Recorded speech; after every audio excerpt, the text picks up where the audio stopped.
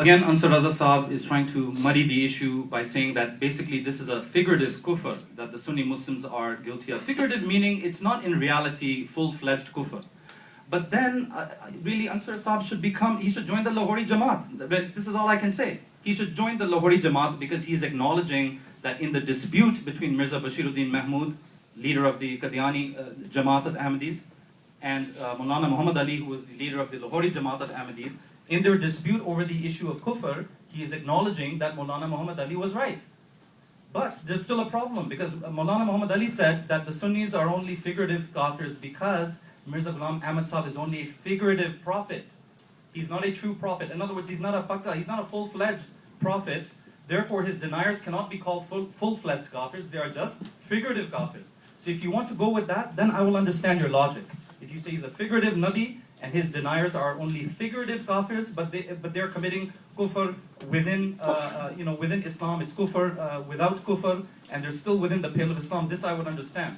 But if you want to argue that Mirza Ghulam Ahmad is a full-fledged prophet, then his deniers must be full-fledged kafirs. Logically, it's the only equation that makes sense.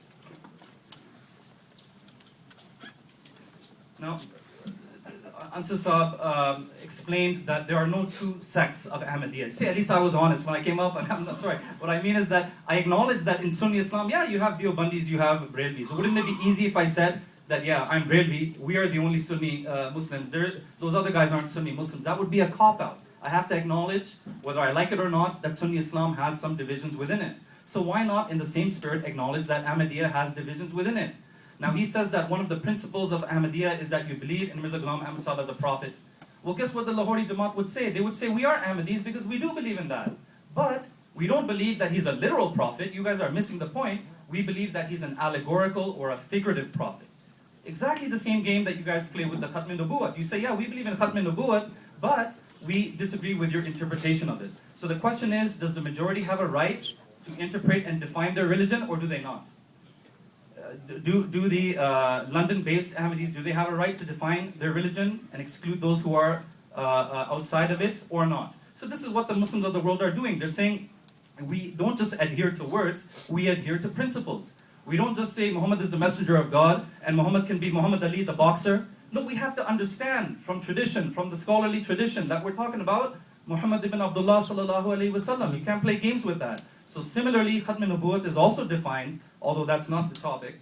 And just very quickly, Ansar Saab went on to explain how we believe the same principles, we have the same religion. But I would say, look, you guys have different holidays, like I mentioned, Muslim Maud holiday. Go to Somalia and wish somebody happy Muslim Maud Day. He doesn't know what you're talking about, right? You have different scripture, you have different books. I mean, in addition to the Quran, that is. You have a new prophet, you even have a different calendar. I don't have the time to go into the names. These are all the hallmarks, traditional characteristic hallmarks of a separate religious community. Now also, very quickly, in Barahin Ahmadiyya, Ruhani Khazai, volume 21, Mirza Ghulam Ahmad says, that religion is no religion and that prophet is no prophet, by following whom a man does not come so close to God as to be honored with divine conversation or nubuwwah. That religion is cursed.